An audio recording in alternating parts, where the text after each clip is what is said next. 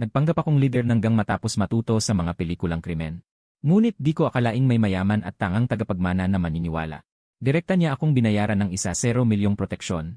At ibinigay pa sa akin ang bagong diborsyadong babaeng supervisor. Dahil lamang sa di sinasadyang pagkuha ko ng isang lihim na dokumento.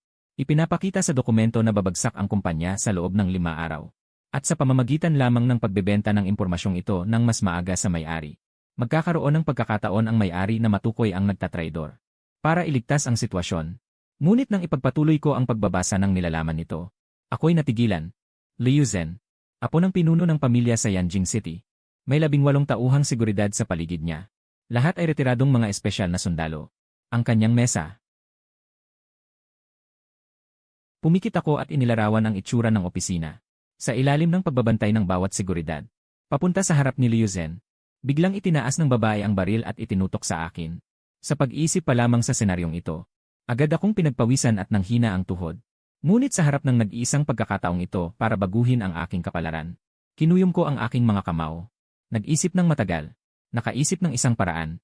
Iyon ay ibenta ang impormasyon kay Liu Zhen bilang isang negosyante ng impormasyon. Ang kailangan lang niyang gawin ay panatilihing misteryoso ang kanyang pagkatao. Kaya agad kong binuksan ang pelikulang Ye sa laptop. At nagsimulang mag-aral at gayahin ang ekspresyon at tindig ni Ye. Pagkatapos ay bumili ako ng ilang replika ng baril online. Isang misteryosong negosyante ng impormasyon. Dapat ay may mas nakatagong organisasyon sa likod. Itinakda ko ang aking sarili bilang isang taong nakaranas ng kamatayan. Isang malamig na mamamatay tao na may bahid ng dugo sa mga kamay. At ang pinakamahalaga dito ay ang mga mata. Kaya't itinutok niya ang baril sa kanyang sarili sa salamin. Nakita kong humupa ang kanyang ekspresyon. At unti-unting naging malamig ang kanyang mga mata. Habang ang dulo ng baril ay dahan-dahang lumalapit sa kanyang noo. Ang katahimikan at pagka-immersed ay patuloy na nadaragdagan. Parang tinutukan talaga ng baril ang kanyang ulo. Ang takot sa kamatayan. Dahilan para manginig ang kanyang buong katawan. Sa mga sumunod na araw, binuksan ko ang labis na madugo at nakakatakot na mga pelikula. Habang lumilitaw ang mga nakakakilabot na eksena, ang aking mga mata ay nagsimulang maging malamig at walang pakialam. At ngayon ang huling araw. At ngayon na ang huling araw. Matapos kong pauwiin ang mga katrabaho ko, kinuha ko ang aking cellphone at tinawagan ang numerong iyon. Sa sandaling ito, si Liu Zhen na nasa ika-58 palapag ng parehong gusali, ay kumuha ng kulay pilak na cellphone mula sa kanyang drawer. Nang makita niya ang isang hindi pamilyar na numero, bahagya siyang sumimangot. Sino ito? Magandang araw, Miss Lee. Sino ka? Miss Lee, nakakalungkot ang sitwasyon mo. Nakakulong sa isang marangyang hawla. Nagpapalabas ng isang pagtatanghal na mayroon ng tiyak na wakas. Ang mukha ni Liu Zhen sa loob ng opisina ay lalong nanlamig. Sino ka ba talaga? Kalmado kong binibigkas ang mga linya na isinulat ko na. Isang bahid ng panganib. Ang lumabas kay Liu Zhen. Matapos mag-isip ng matagal. Seryoso niyang tanong. Ano ang gusto mong sabihin? Narito ako para tulungan ka. Pagkatapos ng 50 minuto, magpadala ka ng isang tao para sunduin ako. Para sa lokasyon. Sa palagay ko ay hindi mahirap para sa kakayahan ni Miss Lee. Pagkatapos kong sabihin yon, binaba ko kaagad ang telepono. Pagkatapos ay pinagpagan ko ang aking damit. Bumalik sa aking cubicle. At tahimik na naghintay na lumitaw ang taong susundo sa kanya. Pagkalipas lamang ng 10 minuto, nakuha ni Liu Zhen ang aking file. Luping, 26 taong gulang. Empleyado ng kumpanya. Ito ay isang ordinaryong impormasyon. Ngunit ang ekspresyon ni Liu Zhen sa sandaling ito ay napakaseryoso. Nagtrabaho ako sa gusaling ito sa loob ng 2 taon. At siya ay lumipat sa gusaling ito 2 taon na ang nakakaraan. Hindi niya ito itinuturing na isang pagkakataon. Dumating ang oras sa 6 ng hapon. Nagtagpo ang kanilang mga mata. Mayroon akong isang maliit na ngiti sa aking mukha. Agad kong binanggit ang pagkakakilanlan ng kanyang katapat. Kalihim Kao. Tara na. Walang nagbago sa ekspresyon ni Kalihim Kao. Nagbigay siya ng senyas na pumasok. Pagkatapos ay sumakay ang dalawa sa elevator papunta sa ika-58 palapag. Ito ay isang mahiwagang lugar kung saan mayroon lamang kwalifikasyon para pumunta kung tinawag ni Liu Zhen. Para pumunta sa mahiwagang lugar na mayroon lamang kwalifikasyon kung tinawag ni Liu Zhen. Sa mahabang pasilyo, nakatayo ang isang hanay ng mga security personnel na nakaitim na uniforme. Sila ay nakatayo sa gilid ng pasilyo, may pagitan na humigit kumulang 1.5 metro. Para sa eksenang ito, matagal ko nang pinaghandaan. Ngunit sa harap ng mga taong ito ngayon, nangangatog pa rin ang aking tuhod. Kailangan ko na lang panatilihin ang mapurol at walang emosyong tingin. Huminga ako ng malalim at nakarating sa harap ng opisina ni Liu Zhen. Nakita ko ang isang lalaking may malapad na mukha na nasa edad na. Humakbang siya pasulong. Paumanhin. Gamit ang aking kalmadong ngiti. Inabot ko ang aking briefcase kay Secretary Cao. Pagkatapos, sinabi ko ang aking isinulat ng mensahe, mga patakaran, hindi ba? Mga patakaran? Ako ang taong sumusunod sa mga patakaran. Maraming salamat, Kapitan Bao. Si Bao Huijun ay tumingin sa akin ng may malalim na kahulugan. Sa kumpanya, ginagamit niya ang pangalang Zhang Wenrong. Ang kanyang tunay na pangalan ay alam lamang ni Liu Zhen at ng ilang miyembro ng pamilya Li. Sa sandaling ito, lumingon ako. Itinulak ko ang aking salamin. Muling sumenya si Secretary Cao na pumasok. Nang marinig ni Liu Zhen ang pagbukas ng pinto, tinapos niya ang huling pahina ng kanyang dokumento bago tumingin. Nang malaman kong ang taong iniimbestigahan ay isang empleyado lamang sa aking gusali ng opisina, akala ko may nagpapanggap na ako. Kaya, ano ang inyong layunin? Kalmadong hinila ko ang upuan sa aking tabi at umupo. Pagkatapos ay tiningnan ko ang mga mata ni Liu Zhen at nakangiting sumagot. Hindi ko ba nasabi na? Narito ako upang tulungan ka. Lanan, paano mo ako matutulungan? Papatayin si Song Ziwen? Pwede rin. Kung papayag kang maging babae ko. Pagkasabi nito, agad na lumamig ang mukha ni Liu Zhen. Binuksan niya ang drawer at kinuha ang kanyang baril na kulay pila. Ang madilim na bunganga ng baril ay biglang itinutok sa aking noo. Sino ang nagpadala sa'yo? Kung bahagyang idiin ng babae ang kanyang hintuturo, ang aking ulo ay biglang sasabog tulad ng isang pakwan. Ngunit sa sandaling ito, hindi ko man lang kinurap ang aking mga mata. Sa halip, pinagmasdan ko ang kanyang kaakit-akit na figura at kalmadong sinabi. Colt L2,000 na pistol. Ito ang regalo ng iyong lolo sa'yo noong bata ka pa para sa iyong kaarawan. Noong panahong iyon, si Li Jiangwo ay kinakalong ka. At buong pagmamalaking sinabi, sino ang nagsabi na ang babae ay hindi kaya nang gawin ang kaya ng lalaki? Mula ngayon, ang aking apong si Yuzen ay magiging matapang na anak na babae ng aking pamilyang Li. Nang marinig ito, ang ekspresyon ni Liu Zhen ay nagpakita ng pagtataka at pagkabigla. Dahil noong panahong iyon, siya at ang kanyang lolo lamang ang naroon. Kahit na hanggang ngayon, posible na nakalimutan na ito ng kanyang lolo. Kaya si Liu Zhen ay bumalik sa kanyang upuan. At malamig na nagsalita. Dumiretso na tayo sa punto. Magpakilala ka ulit. Ako ay isang tao na nagtuturo sa mga taong higit na nangangailangan. Isang negosyante ng impormasyon na nagbebenta ng impormasyon. Ako si Lu. Maaari mo akong tawaging Ina Lu. Sa nakalipas na 2 taon, sa iyong paligid, nagtanim si Song Ziwen ng sunod-sunod na espiya. Kahit na para sa pustahan, pumili kayo ng iba't ibang landas. Ngunit sa kasalukuyan, ang iyong kumpanyang Chuanhe ay nasa yugto ng pag-angat. Hindi na mapakali si Song Ziwen. Pagkatapos kong sabihin ang buong nilalaman, si Liu Zhen ay nagbitiw ng 2 salita na may malamig na tingin. Magkano? Bibigyan kita ng isang presyong may diskwento. 1 milyon. Si Liu Zhen ay tila hindi nag-isip. At agad na pumayag. Pagkatapos ay sumulat ako ng mga pangalan sa papel. At ang kaukulang mga kaganapan. Sa huli, iniwan ko ang aking bank account number. Xiao Cao, pumunta ka sa opisina ko. Pagkatapos ng mga salita, sa loob lamang ng 1 o 2 minuto, si Cao Xiaohui ay magalang na pumasok sa opisina. Ang tono ni Liu Zhen ay may kasamang matinding lamig na pagtatanong. Sa nakalipas na 2 taon, kumuha ka ng 5 milyon mula kay Song Ziwen. Si Cao Xiaohui ay napili ni Song Ziwen. Malakas ang kanyang mentalidad. Pangulong Li, saan mo nakuha ang balita? Handa akong ibunyag ang lahat ng aking bank account at transaksyon. At ipaimbestiga mo ito sa iyong mga tauhan. Ikaw at sina Li Jinfei, Panlayang, at Feng Dan, ang lalaki ng tapang ninyo. Mangahas mo pa akong paikot-ikutin. Habang isa-isang ibinubunyag ang mga pangalan. Pilit na itinatago ni Cao Xiaohui ang pagliit ng kanyang mga mata. Ngunit mayroon pa ring sandali ng pagkabalisa na nabisto ni Liu Zhen. Biglang nagkaroon ng isang putok. Pumutok ang tunog ng baril. Pinahid ko ang gilid ng aking mata. Tinitignan ang dugo na dumikit sa aking daliri.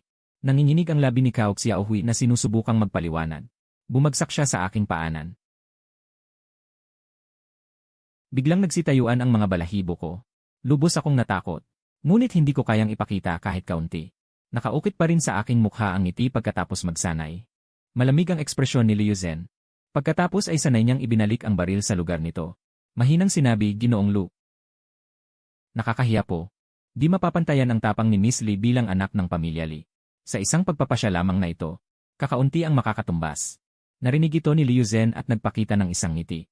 Pagkatapos ay kumuha siya ng isa pang telepono mula sa drawer. Tinapik niya ang screen. Ginoong Lu. Nailipat na po sa inyo ang bayad para sa transaksyon. Maligayang pakikipagtulungan. Kung gayon, hindi ko na po istorbohin si Miss Li. Hahatid ko po si Ginoong Lu.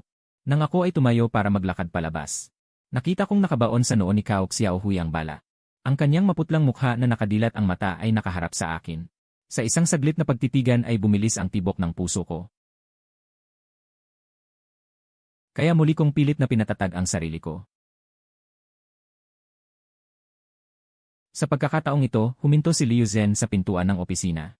Sinabi niyang naghanda si Kapitan Bao ng espesyal na sasakyan para ihatid ako pauwi. Nang marinig ito, bahagyang natigilan ang ngiti sa aking mukha. Kung pwede lang, mas gusto kong sumakay ng tren pauwi. Ngunit hindi ito ang tamang panahon para tumanggi sa kanya. Pagkatapos ay dinala ako ni Bao Huijun sa underground parking. At iginiya ako sa isang purong itim na may batch. Nang akmang papasok na ako sa loob ng sasakyan. Isang magandang babae na nakasuot ng propesyonal na kasuotan ang nakaupo sa likod. Ang kanyang mga mata ay natatakpan ng isang itim na tela. Ngunit sa kabila nito, nakilala ko pa rin ang pagkatao ng babaeng ito. Siya ang dati kong pinagpapantasyahan na manager, si Lin Qiu. Pagkaupo ko ng maayos, nagmamadali akong huminga ng malalim.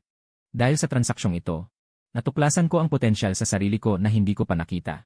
Tila sa mga sitwasyong delikado at punong-puno ng tensyon, mas nagagawa kong panatilihin ang kalmado sa aking panlabas na anyo at pagiging rasyonal. Ngunit nang balak ko nang mag-isip pa, isang paa na may suot na sapatos na pula ang kulay alak, dahan-dahang dumampi ang dulo sa aking binti.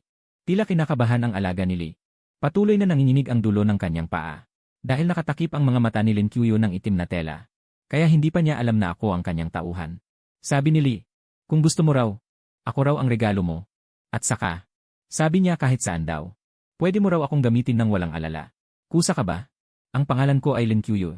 Ako ang administrative sa kumpanya. Ako ay 33 taong gulang. Ako ay 1.73 metro ang taas at 125 ang timbang. Nagpakasal ako 3 taon na ang nakalipas. Ngunit ang aking asawa ay namatay sa isang aksidente sa sasakyan 2 taon na ang nakalipas. Hanggang dito na lang. Pagkatapos ng kalahating oras, huminto ang sasakyan sa labas ng isang lumang residential area. Bitbit ko ang aking briefcase at patuloy na naglalakad ng kalmado. Ngunit hindi ko na maitago ang aking mabilis at malakas na paghinga. Hanggang sa makapasok ako sa madilim na pasilyo. Dinalawa ko ang bawat hakbang sa pag-akyat sa ikalawang palapag. Dali-dali kong kinuha sa aking bulsa ang aking cellphone na nakasilent na. Isang text message ang bumungad sa aking mga mata, na nagtatapos sa 1,247.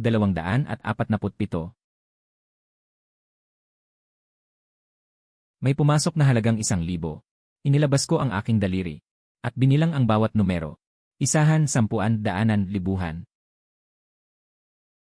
1,000. Namumula ang aking pisngi, at lumunok ako ng malalim. Ito ang perang dati kong kailangang.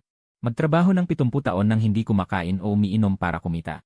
Ngumiti ako ng malawak, at gustong sumigaw ng malakas. Ngunit may biglang narinig na mga yabag sa ibaba. Kaya humina ako ng malalim. Bitbit ang briefcase, naglakad siya patungo sa ikatlong palapag. Binuksan ang pinto ng inuupahang bahay. Nakita ang kasamahang umuupa na si Ate Xia Mindan. Nakasuot ng isang sutlang damit na pambahay na spaghetti strap. Lumabas sa gitna ng usok. Biglang natigilan si Ate Dan sa pagpunas ng kanyang buhok. Dahil madalas niya akong tuksuhin ng ganito. Karaniwan, namumula ang aking mukha. Iniiwas ko ang aking tingin. At mahinang tatawag ng Ate Dan. Pagkatapos ay nagmamadaling babalik sa kwarto.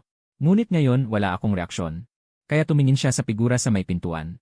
Nakita niya ang aking nag-aalab na mga mata na nakatitig sa kanya. Ngunit hindi siya nakaramdam ng panghihimasok. Sa halip, bahagyang umangat ang kanyang pulang labi. Nagkaroon ng paglalaro sa kanyang isipan. Maganda ba si Sister Pingzi? Ate Dan. Ang ibig kong sabihin, magkano ang kailangan para maging mistress kita? Kung ibang lalaki, kailangan ng kahit 10 bilyon. Ngunit kung si Pingzi, sa tingin ko, 1 bilyon lang ay sapat na. Pingzi, kailangan mong magsikap. Paano ko nasabi ang mga ganyang salita? Ako ba talaga ang kanina? Simula pagkabata, ako ay isang masunurin at matapat na tao. Ngunit simula nang matanggap ko ang 1 milyong iyon, ang ambisyon at pagnanasa ay ganap na sumira sa rasyonalidad. Tinitigan ko ang aking sarili sa salamin. Isang hindi maipaliwanag na takot ang sumugod sa aking isipan. Sa sandaling iyon, yumuko ako. Natuklasan ko. Lumitaw sa tabi ng aking paa ang nakakatakot na mukha ni Cao Xiaohui. Pagkakita nito, agad kong hinubad ang aking sapatos na katad at ibinato. Ngunit nang muli akong tumingin, tila nakakita ako ng isang baluktot na mukha. Humihingi ng tulong sa akin. Paulit-ulit akong lumunok ng laway. Hindi ko alam kung gaano katagal bago ako nanginginig na tumayo ng nakayapa. Pagkatapos ay kumuha ako ng isang itim na plastic bag. Naglakas loob akong kunin ang takong ng sapatos gamit ang 2 daliri. Hinalo sa mga tira-tirang pagkain at itinapon sa basurahan. Matapos gawin ang lahat ng ito, agad akong nagbabad sa mainit na tubig. Dito ko unti-unting napigilan ang aking takot. Samantala, sa loob ng opisina ni Liu Zhen, kinuha ni Bao Huijun mula sa apartment ni Cao Xiaohui ang ilang mga bagay. Binuksan ni Liu Zhen ang plastic bag. At tinignan lamang ito ng walang pakialam. Pagkatapos ay idinikit niya ito sa ilalim ng kanyang palad. Maghanap ng anino na papalit kay Kao Xiaohui. Ayusin ko para sa kanya ang isang makatwirang business trip sa ibang lugar. Sa panahon ng year-end sale, bubuo din ako ng isang espesyal na team upang tulungan ang anino sa susunod na buwan. Naayusin ang lahat ng pakikipag-ugnayan ni Kao Xiaohui. Matapos malaman ang lahat ng mga plano ng espiya sa kanyang paligid, gumawa si Liu Zhen ng isang napakawalang ingat na desisyon. Makipagsabuatan. Aktibong tugunan ang plano ni Song Ziwen. Hintayin lamang na palakihin ni Song Ziwen ang publisidad. At pagkatapos ay gamitin ang publisidad na kanyang nilikha upang magsagawa ng isang klasikong malaking pagbaliktad. Ito ang lakas ng loob ng panganay na anak na babae ng pamilya, na si Liu Zhen sa Yanjing. Tumuwid ng upo si Bao Huijun. Seryoso siyang tumango. Sa sandaling ito, kinakalampag ni Liu Zhen ang mesa gamit ang kanyang mga daliri. Tungkol kay Yilu. Ano ang iyong opinyon? Bago si Yilu pumasok sa opisina ni Miss, isinagawa ko sa kanya ang isang regular na inspeksyon. Sa katawan ni Yilu, nakaramdam ako ng kaunting nerbiyos. Agad na sinuri ni Liu Zhen ang surveillance footage ng frame. Pagkatapos ng 2.5 minuto, gumawa siya ng isang napakatapang na konklusyon. Naniniwala siya na ang paminsan-minsang pagpapakita ko ng nerbiyos ay maaaring sinadyang ipinakita sa kamera. Kawili-wili. Talagang kawili-wili. Sa sandaling ito, kabababa ko lang sa shower at bumalik sa kwarto. Napansin kong may isa pang classified intelligence report sa harap ng bookshelf. Sumulyap lamang ako. At muntik na akong maihi sa takot. Kaya agad kong binuksan ang pelikulang Infernal Affairs. At nagsimula. Nagayahin ang bawat kilos ng isang boss sa pagkain ng boxed lunch sa isang tourist spot. Pumunta rin ako sa library upang tingnan ang The Actor's Self-Cultivation. At iba pang mga makapangyarihang akda sa pag-arte tulad ng 6 Acting Awards. Habang itinatala ko ang mga pangunahing punto, iniisip ko sa aking isipan ang hitsura ng Godfather. Pagkatapos ng sapat na paghahanda kagabi, kinabukasan, pumasok ako sa trabaho tulad ng dati. Pero nang papasok na sana ako sa gusali ng opisina, natuklasan kong ang naglingkod sa akin sa kotse kagabi, si Lin Kuyo, ay pinalilibutan ng isang grupo ng mga kasamahan na masayang nagdiriwang. Lumabas na na-promote siya mula sa administrative supervisor patungo sa direktor. Sumulyap lang ako.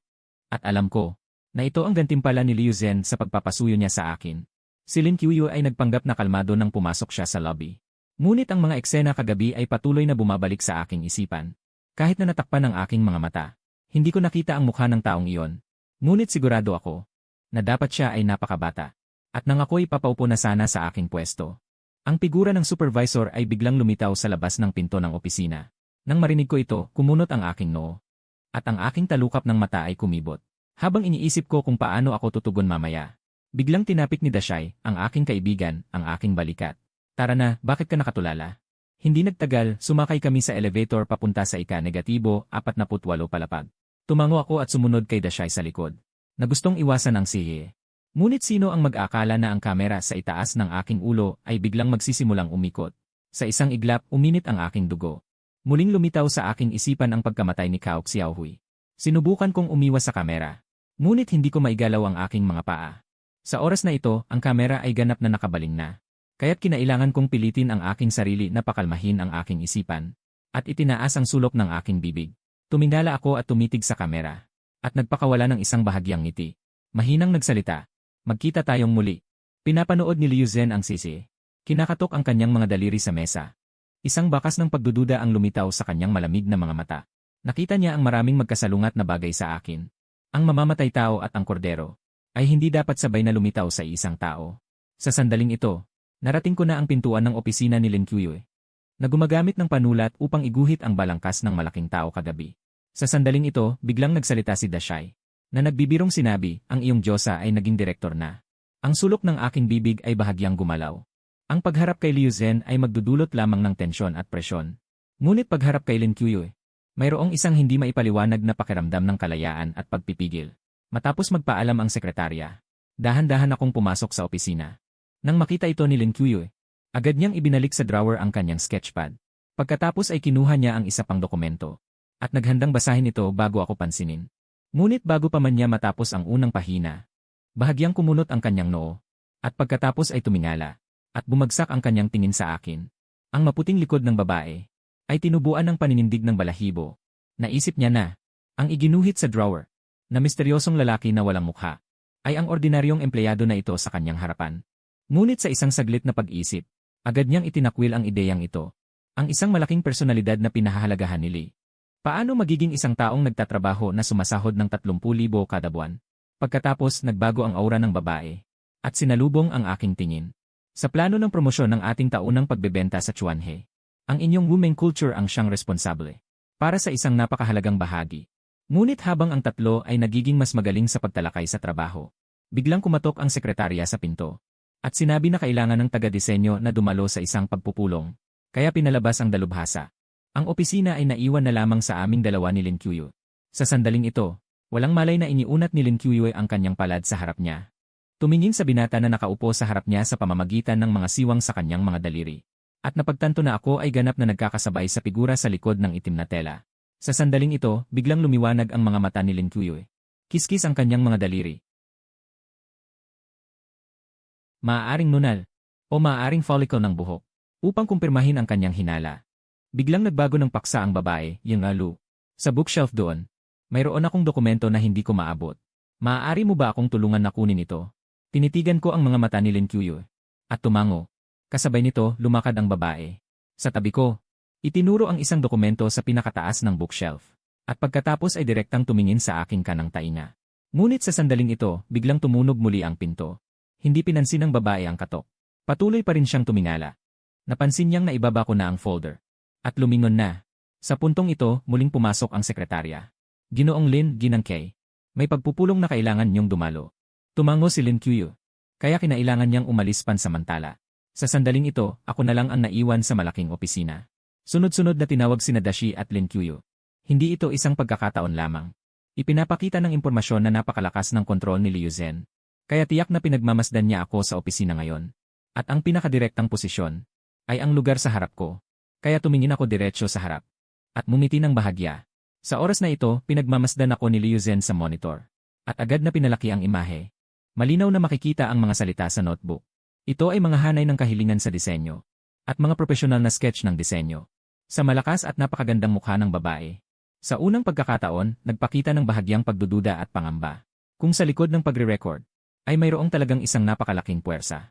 Na kayang gawing ganito kadetalye at katotoo ang isang impormante. Ang kapangyarihan at ambisyon na kinakatawan nito. Kaya agad na isinara ng babae ang screen. Pagkatapos ng 2.5 minuto, binuksan niya ang pinto ng opisina ni Lin Qiuyu. Pinag-isipan ko ang aking mga salita. Sa isang napakatahimik na tono. Gusto akong makita ni Miss Lee. Siyempre, maaari mo akong makita anumang oras. Walang saysay ang makipag-usap sa isang matalinong tao tulad mo. Kaya hindi na ako magpapaligoy-ligoy pa. Malaki ang naitulong sa akin ni Ginoong Lu sa pagkakataong ito. Pwede ba kitang anyayahan na maghapunan kasama ako? Nararamdaman ang tingin ng babae. Gusto kong tumanggi. Dahil, ang pagkain ay maaaring magbunyag ng napakaraming detalye tungkol sa pribadong pag-ugali. At kung ang hapunan na pipiliin ni Liu Zhen ay isang kanluraning pagkain, o isang bagay na hindi ko pa nakikita, mabilis akong mabubunyag sa harap niya. Ngunit tumawa ako ng mahina. At mahinang hinawakan ang kanang kamay ni Liu Zhen. Kung gayon, kailangan kong maghintay at umasa. Hanggang sa masundan ko si Liu Zhen palabas ng opisina. Saka lamang ako nakahinga ng maluwag. Pagkatapos ay agad akong tumakbo sa loob ng kubeta sa banyo. Para maghanap sa cellphone ko ng mga tuntunin sa pagkain ng kanluranin. Pero pagbukas ko ng unang tab, napatulala ako. Bukod sa mga iba't ibang kategorya ng pagkain Pranses, Italiano, Ingles. Kasama rin ang sopas, pampagana, pangunahing putahe. Kaya agad akong lumabas sa page. Pinatay ang cellphone. Sa halip na kahiyahiyang gayahin ang mga tuntunin sa pagkain ng kanluranin. Mas mabuting kalmado at mahinahong tumugo ng paumanhin, hindi pa ako nakakakain noon. Gaya ng napagkasunduan, dumating ako sa basement ng parking lot. Isang ordinaryong Mercedes ang huminto sa harapan ko. Ibinaba ni Liu Zhen ang dokumento sa kanyang kamay. Lumingon sa direksyon ng boses. Ginoong Lu, nagkita tayong muli. Parehong pananalita. Ngunit iba ang tono at ekspresyon. Ngayon ay mayroon siyang bahid ng pagiging mapang-akit ng isang nangungunang babae. Si Liu Zhen ay halos isang babaeng maraming mukha. Ang mapansin ng isang babaeng tulad ni Miss Lee. Ito ay tunay na karangalan ko, Luping. Hindi nakipag-usap si Liu Zhen sa akin ng masyadong matagal. Hindi nagtagal. Muli siyang nag-focus sa mga dokumento at kontrata sa kanyang kamay. Tumingin ako sa labas ng bintana. Sinusubukang pakalmahin ang aking kaba. Isang tingin lang. Hindi na maalis ang aking tingin. Paano nagkaroon ng ganitong perpektong proporsyon sa mundong ito? Gusto mo bang hawakan? Ang tingin ng babae ay may matinding lamig. Ang pangungusap na ito ay biglang nagpatindig ng balahibo sa aking likod. Ngunit kahit ano paman, hindi dapat magpakita ng pagkatakot. Yenan, kung maaari lang. Bahagyang bumukas ang pulang labi ni Liu Zhen. Nagpakawala ng ngiti. Pagkatapos ay itinaas ang kanyang kanang paa patungo sa akin. Hindi ko alam kung bakit. Talagang inilabas ko ang dulo ng aking daliri. Dahan-dahang inabot ang kanyang binti. Hindi nabawasan ang ngiti sa mukha ni Liu Zhen. Ngunit ang lalim ng kanyang mga mata ay lalong lumamig. Ibinaba ang kanyang kaliwang kamay sa tabi ng armrest. Ipinapakita sa intelligence report na mayroon ding nakatagong baril doon. Hanggat talagang maglakas loob akong hawakan siya. Siguradong hindi siya magdadalawang isip na barilin ako. Kaya nagpakita ako ng paghihinayang sa aking mukha. Huwag na muna siguro. Pagkatapos ng mga 20 minuto, huminto ang sasakyan sa harap ng isang klasikong gusali. Maupo na po kayo, Yilu. Ang pangalan ng kainan ay isang serye ng mga hindi pamilyar na salitang Pranses. Nakakainis, paano ko ba ito sasabihin ng may tamang tono? Hindi pa ako kumakain ng banyagang pagkain. Sa puntong ito, kinuha ni Liu Zhen ang champagne. At ipinagtimpla ako. Pagkatapos ay kinuha rin niya ang baso sa harap niya. Tinitigan ko ang magandang babae sa harap ko. Kinakabahan at nasasabi. Kasabay ng malutong na tunog ng pagtiktikan. Uminom si Liu Zhen ng bahagya at nagsalita ng mahina. Itong boat ng Tangpi Linong Rose Gold ay ginawa noong 1996. 35 bote lamang ang ginawa. Kung inumin ko ito, para na akong si Zubaji na kumakain ng ginseng fruit. Hindi ko alam ang halaga. Siyempre, hindi ito may tatago kay Liu Zhen. Kaya nagtanong siya ng may pag-aalinlangan. Mukhang hindi nasanay si Elu sa pagkain sa kanluranin. Hindi ako pinapayagan ng aking katayuan na madalas na pumunta sa mga ganitong lugar. Hindi nakapagtataka na nagawa ni Elu ang ganitong bagay. Hindi nakapagtataka na malalim kong sinuri ang iyong impormasyon. Ngunit hindi ko pa rin makita ang anumang bahid. Sa mga sumunod na minuto, ang kapaligiran ay unti-unting naging mas nakaka-relax. Akala ko ay madali kong malulusutan ang hapunan na ito. Hindi ko akalain na biglang magtatanong si Liu Zhen. Elu, ang inyong mundo ay masyadong misteryoso. Kahit na ang matanda sa aming pamilya ay natatakot sa inyo. Hindi ko alam kung maaari bang ibahagi sa akin ni Elu ang isa o dalawa. Anong mundo meron? Tinitigan ko ang nakakatakot na mga mata ni Liu Zhen. Baliw na binuksan ng aking utak ang 2 piraso ng impormasyon na yon. Pagkatapos ng ilang sandali, pumilit ako ng isang ngiti. Nagsalita ako ng buong tapang. Iyon ay isang lugar na hindi nasisikatan ng araw. Nakatingin sa akin ang mga mata ni Liu Zhen na parang nangangain ng tao. Pagkatapos ay inulit ang pangungusap na ito. Iyon ay isang lugar na hindi nasisikatan ng araw. Sa isang iglap, tumayo ang aking mga balahibo. Kaya sa pagdating ng susunod na desert, nagmadali akong humanap ng dahilan para pumunta sa banyo. Pinunasan ko ng tissue ang pawis sa aking katawan. Batay sa reaksyon ni Liu Zhen kanina, malamang na iniisip niya na isa lamang akong marionete. Ang tunay na nagmamanipula sa likod ay hindi pa nagpapakita. Pagkaraan ng 5 minuto, kalmado at mahinahon akong bumalik sa hapagkainan. Ito ang pinakamahusay na paraan ng pagharap sa kasalukuyang sitwasyon. Sa harap ng pagdududa, huwag na huwag subukang magpaliwanag. Pagkatapos kumain ng panghimagas, inihatid ako ni Liu Zhen sa may gate ng subdivision. Pinanood ko munang lumayo ang Mercedes bago pumasok sa pasilyo. Kumusta ang investigasyon? Miss Bao. Ayon sa investigasyon, walang problema sa record ni Ilu. Ngunit noong 2nd taon niya sa kolehiyo, nagkaroon ng panahon na naging sobrang aktibo siya. Kung siya ay nakuha ng isang organisasyon, posible na ito ay nangyari sa panahong iyon.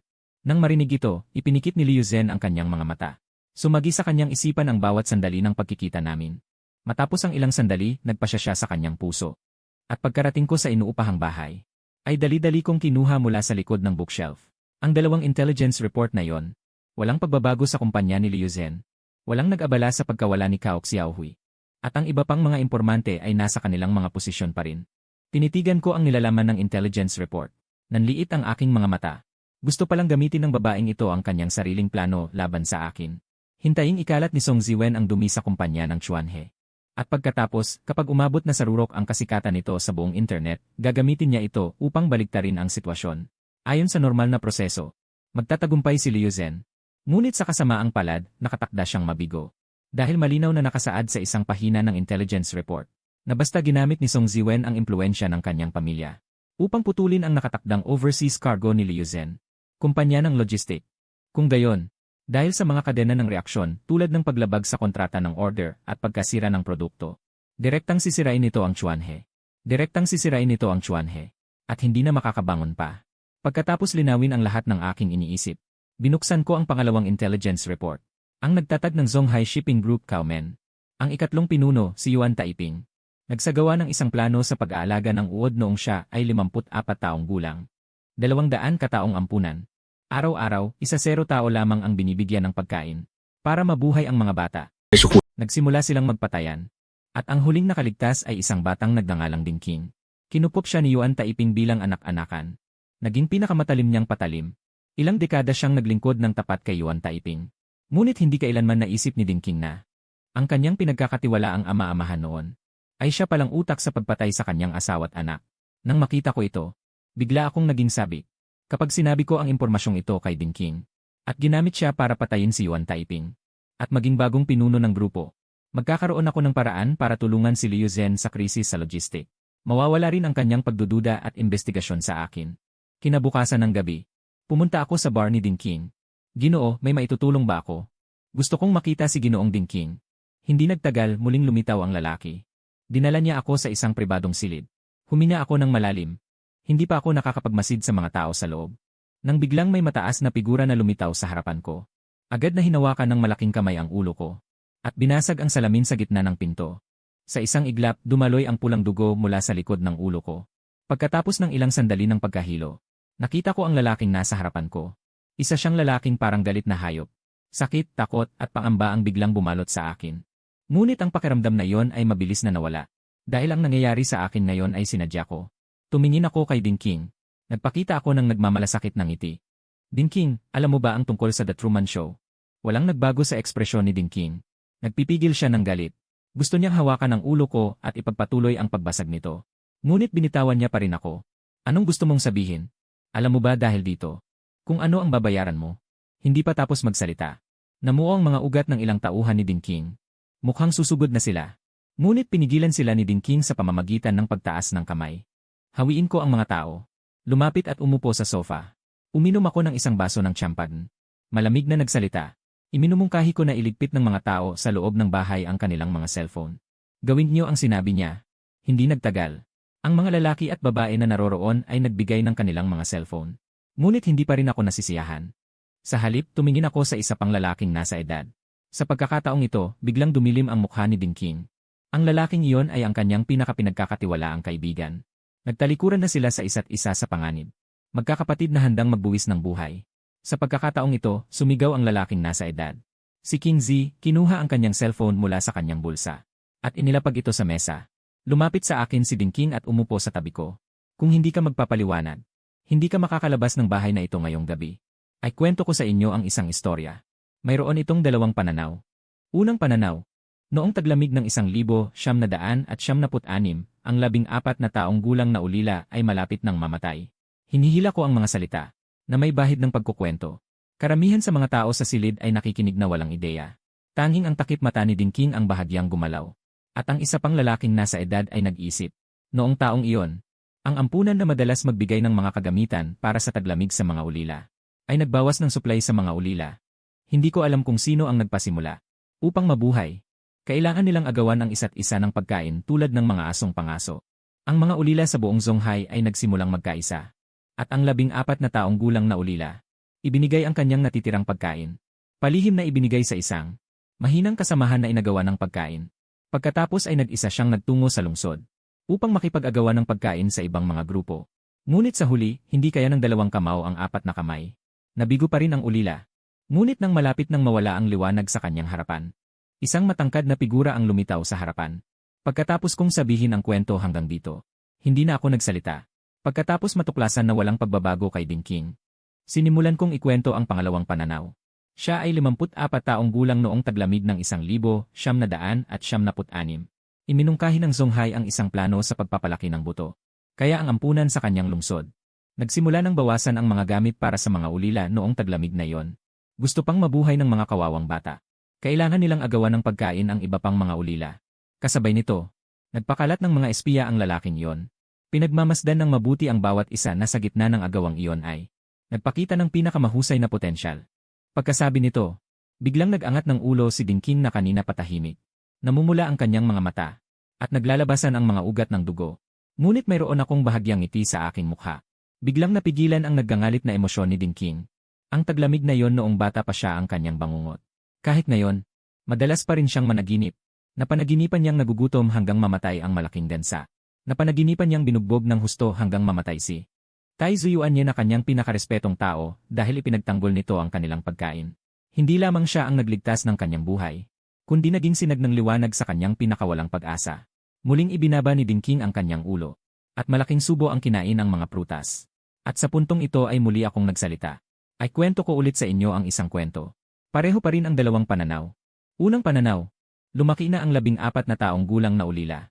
Lumalaki na ang kanyang posisyon at prestiyo. Ngunit sa edad na 30 ay pinagtangkaan siyang patayin. At nang bumagsak siya sa isang eskinita, naghihintay ng kamatayan. Sa bunganga ng eskinita, nakita niya ang isang dalagang nakasuot ng puting mahabang damit. Pagkatapos noon, sila ay nagpakasal at nagkaanak. Parang magandang katapusan ito. Ngunit mayroon pang pangalawang pananaw. Gamit ang proyekto sa pag-aalaga ng buto, ang lalaking iyon ay nakakuha ng maraming talento. Nagtagumpay siyang umupo sa posisyon ng tagapagsalita. Nagsimulang maghiganti ang lalaking iyon sa 30 taong gulang na si Yang Zi. Kaya pagkatapos ng 5 taon, ang asawa at mga anak ni Yang Zi ay namatay sa kamay ng mga kaaway ng walang dahilan. Ang huling dalawang pangungusap ay sumabog sa pribadong silid. Nakita ang komplikado, baliw at baluktot sa mga mata ni Dinking. Ang sinasabi mo ba ay, totoo? Si Yuan niya ang lalaking itinuring niyang ama. Hindi niya pinagdudahan ng huli kahit katiting. Marami na siyang bala at patalim na tinanggap para sa matanda sa buhay niya. Hindi niya pinangarap ang posisyong iyon. Hindi ako sumagot. Sa halip, inalog ko ang baso ng alak at sumandal. Pagkatapos ay nagpakita ako ng ngisi ng walang pagtatago. Talagang malupit ang ginawa ni Eding. Sa sandaling ito, pumasok na ako sa estado ng pag-arte. Ganap na naging isang misteryosong negosyante ng impormasyon. Nang makita ito, ibinaba ni Dinking ang kanyang boses. Seryoso niyang sinabi, humihingi ako ng tawad sa iyo, Ginoo. Pagkatapos ay kinuha niya ang bote ng champagne sa kanyang tabi. At malakas na ibinagsak sa kanyang noo.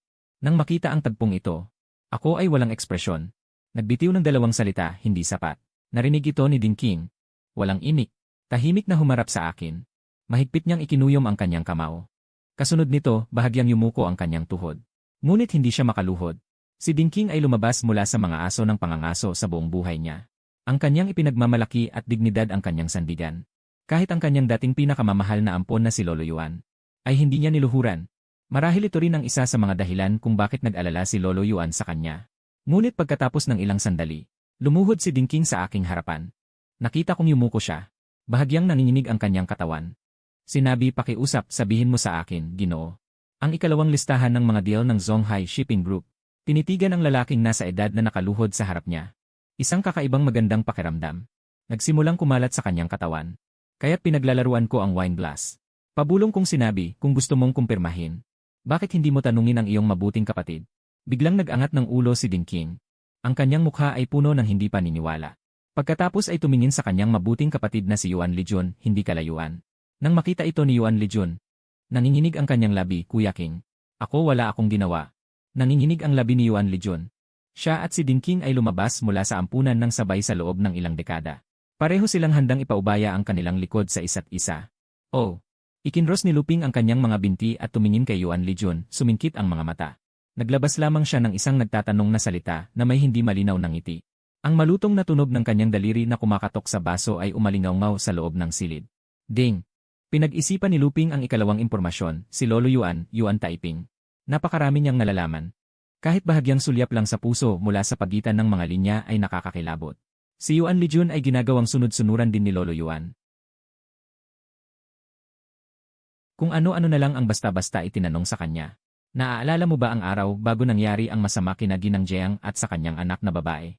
Ano ang sinabi mo kay Lolo Yuan? Tanong ni Luping. Anong sinabi? Naalala niya ang araw na yon. Nakluhod si Dinking sa lupa.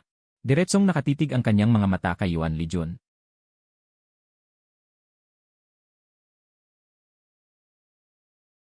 Nanginginig ang kanyang katawan. Ako nga ang pumatay sa asawa at anak ng aking matalik na kaibigan. Niyakap ni Yuan Lijun ang kanyang ulo gamit ang kanyang mga kamay. Naintindihan ni Dinking ang lahat nang makita niya ang reaksyon na yon.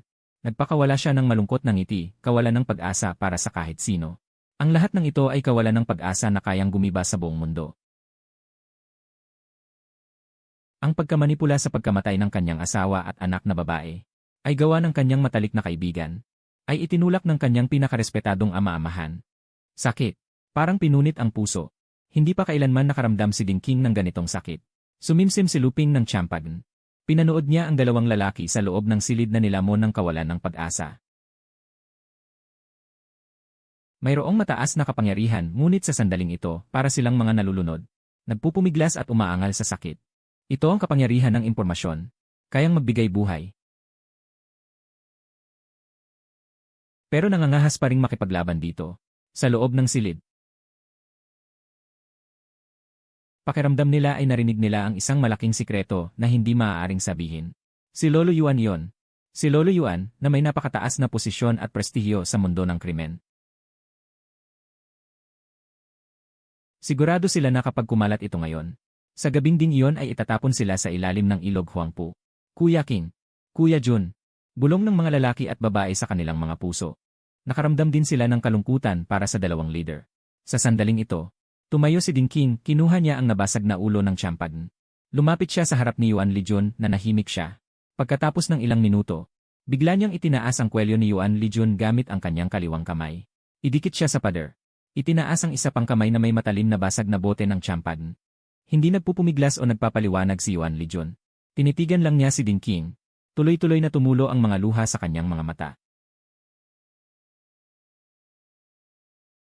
Sabik mamatay si Yuan Lijun, sabik na wakasan ni Ding King ang kanyang buhay. Sa ganoon lang gagaan ang kanyang pakiramdam. Ting! Nakapatong ang baba ni Luping sa kanyang kamay. Patuloy pa rin ang pagtapik ng kanyang mga daliri sa baso. Nagagalak, umaangal, isa lamang siyang ordinaryong empleyado. Walang anumang bahid ng mga emosyong ito sa kanyang mukha. Bahagya lamang siyang umisi, nagpapakita ng mapaglarong ekspresyon. Pinapanood ang lahat ng ito. Kamatayan. Buhay. Bulong ni Luping. Hindi pa tapos magsalita, mabilis. Nakita na lalong hinigpitan ni Ding King ang bote sa kanyang kamay. Mukha siyang baliw at isa-isang tumitindig ang mga ugat sa kanyang noo. Isa siyang ganid na hayop na wala sa kontrol. Hindi umiwas si Yuan Lijun, gumalaw ang kanyang mga labi, hindi lumabas ang mga salita. Bumuo lamang siya ng salita gamit ang kanyang bibig, paumanhin. Agad. Pumikit. Hindi naglakas loob ang ilang kababaihan sa silid na panoorin ang mangyayari. Lumingon sila. Kumibot ang talukap ng mata ni Luping, hinigpitan niya ang pagkakahawak sa baso. Sa bawat pagkakataon, nakakasaksi siya ng kaso ng pagpatay sa lugar. Sa bilis ng pangyayari. Ngunit nag-iwan pa rin ito ng bakas ng dugo, nakita lamang. Ang leg ni Yuan Lijun mula sa kanyang Adam's apple hanggang sa gilid ng kanyang leg. Isang hugis arko ang nagsimulang tumulo ng pulang dugo. Bumangga sa dingding ang boteng puno ng mga basag. Nakatingin si Ding King kay Yuan Lijun ng may pulang-pula na mga mata. Sumabog. Mula ngayon, putol na ang ating ugnayan bilang magkapatid. Tumulog ang paos na boses ni Ding King. Binitiwan niya si Yuan Lijun at lumingon kay Luping. Diretso niyang tinitigan si Luping gamit ang kanyang malamig na mga mata, hindi nagtagal. Naupo siyang muli sa tabi ng huli. Dinampot ang matapang na alak sa mesa at lumagok ng malaki. Nagpahid. Babayaran ko ang utang ko sa'yo. Anong gusto mo? Hindi tumingin si Ding King kay Luping, sinabi niya sa mababang tono. Paalisin mo sila. Pagkatapos ng ilang sandali, sinabi niya.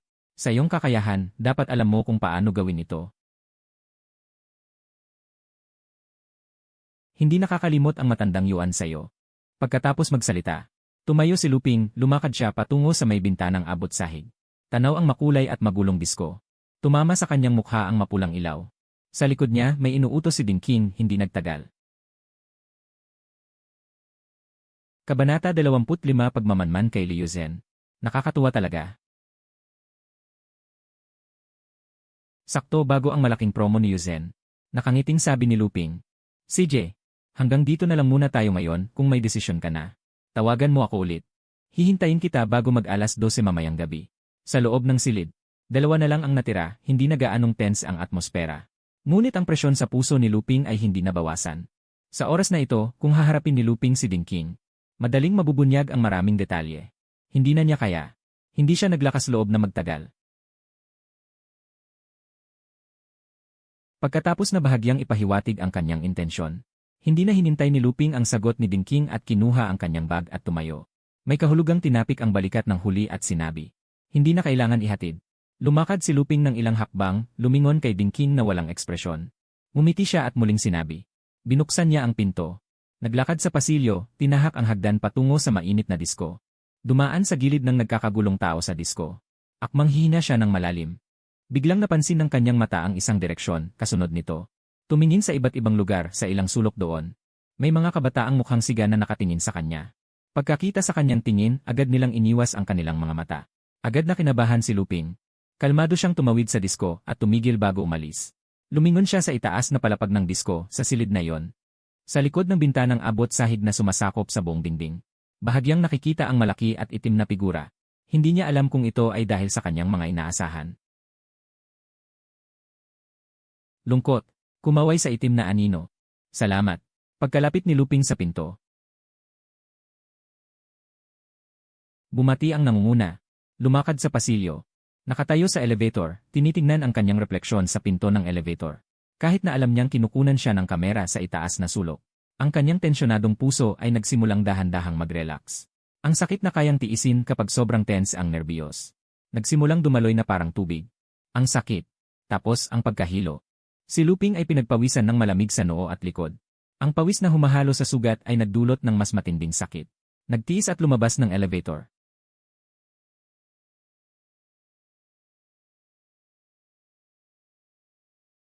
Tumayo si Luping sa gilid ng daan at tumingin sa paligid. Manong, pinakamalapit na ospital. Lumapit siya sa taxi, binuksan ang pinto at pumasok. Mahinang sabi niya. Hindi na nagtanong, binaba ang handbrake at inapakan ang silinyador. Binaba ni Luping ang bintana ng taxi. Ang malamig na hangin ng gabing taglamig na pumasok ay nagpaliwanag sa kanya. Kaya hindi na gaanong masakit. Umalis ang sasakyan. Lumiko. Ang tensyonadong kalooban ni Luping ay nagsimulang unti-unting lumuwag. Tumingin siya sa labas ng bintana. Ang kanyang mga mata ay walang pakialam na lumampas sa ilang sasakyan sa likod. May naisip siya. Kaya't binantayan niya ang mga sasakyang iyon. Ibinawi ang tingin. Lagot. Lumaki na ang pinapasok ko, kailangan ko itong ituloy. Pumasok ang taxi sa tunnel. Biglang dumilim ang ilaw. Inayos ni Luping ang kanyang posisyon pagkatapos pumasok sa tunnel. Sa kanyang isipan, mas naging panatag siya. Hindi gaanong nagbago ang kanyang itsura. Ngunit ang kanyang mga paa ay patuloy na kumikilos habang nagbubulungan sa kanyang isipan. Ang mga big boss na ito ay talagang nakakatakot.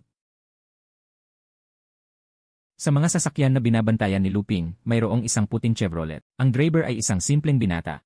Mula nang magsimula ang taxi na target niya, binabantayan na niya ito. Nagsindi ang ilaw para lumiko sa kaliwa, nilagpasan ng binata ang taxi. Lumiko sa susunod na kanto. Ulat. Ang tatlo ay umalis na ayon sa plano. Tanggap. Ngunit pagkatapos magpatuloy ang taxi ng diretsyo sa isa pang kanto.